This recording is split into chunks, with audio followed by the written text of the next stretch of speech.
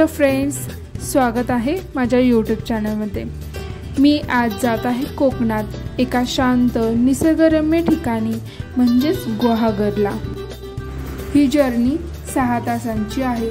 यामध्ये कराड चिपळूण वरून आम्ही गुहागरला जात आहोत। मी माझ्या स्कूलमेट सोबत गुहागरला जात आहे। सो ही जर्नी खूप स्पेशल असणार आहे। चला तर मग सुरुवात करूया या ब्लॉगला। गुहागर मध्ये एंट्री केली की आल्हादाई वातावरण जाणवायला चालू झाले। आमचं राहण्याचे ठिकाण कृष्णा हॉटेल आहे। स्वच्छ रूम, सुंदर परिसर आणि अगदी समुद्रालगत राहण्याची सोय आहे।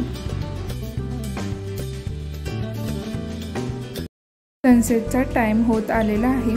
आम्ही लगेच फ्रेश अप होऊन बीच वरती जात आहोत। गुहागर हा कोकणातील रत्नागिरी जिल्ह्यातील एक सुंदर आणि निसर्गरम्य समुद्र किनारा आहे।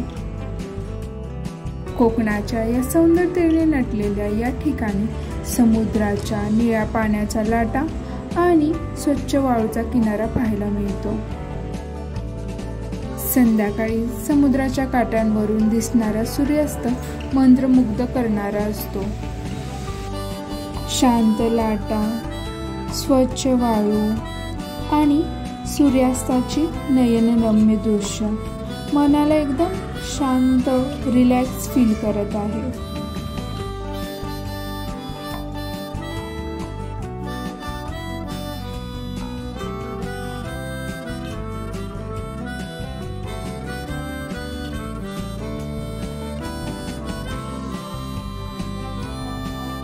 संध्याकाळचा सूर्यास्त म्हणजे आमच्या ट्रिपचा अविस्मरणीय क्षण म्हणता येईल। सूर्य समुद्रात मिसळताना बघणं, सोबत निवांत गप्पा आणि आजूबाजूचा निसर्ग, मनाला हवी असलेली शांतता इथेच मिळते।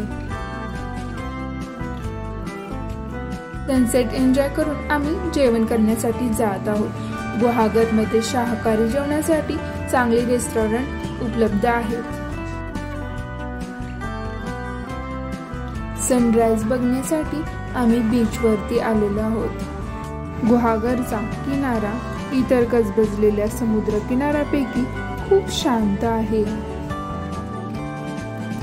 आम्ही या समुद्र किनाऱ्याचा पुरेपूर आनंद घेतला।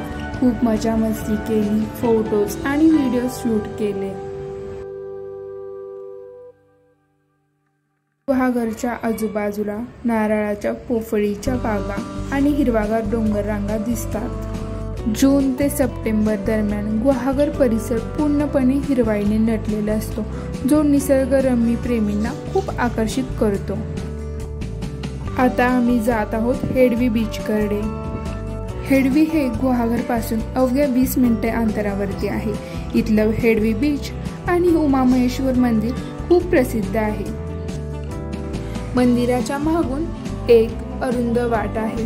ती वाट कडे कपारीमधून पुढे बामणघडीपर्यंत पोहोचते।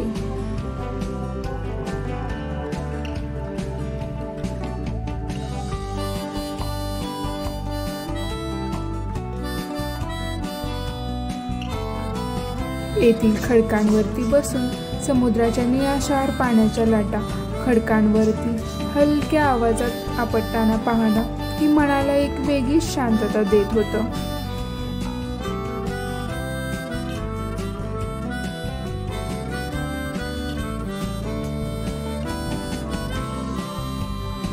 समुद्रामध्ये मजा मस्ती करून निसर्गाची अद्भुत अनुभूती घेऊन आता आम्ही बोटिंग क्लबला आलेलो आहोत। या ट्रिपमध्ये आम्ही फक्त फिरलो नाही तर मनमोकळे हसलो, आठवणी जाग्या केल्या आणि खूप काही अनुभवायला मिळालं। गर्ल्स ट्रिप म्हणजे फक्त मजा मस्ती नव्हे तर एकमेकांसाठी, स्वतःसाठी वेळ देणं होय।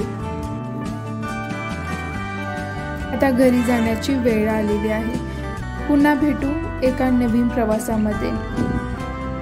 तुम्हाला हा ब्लॉग आवडला असेल लाईक, शेअर, कमेंट आणि सबस्क्राईब करायला विसरू नका।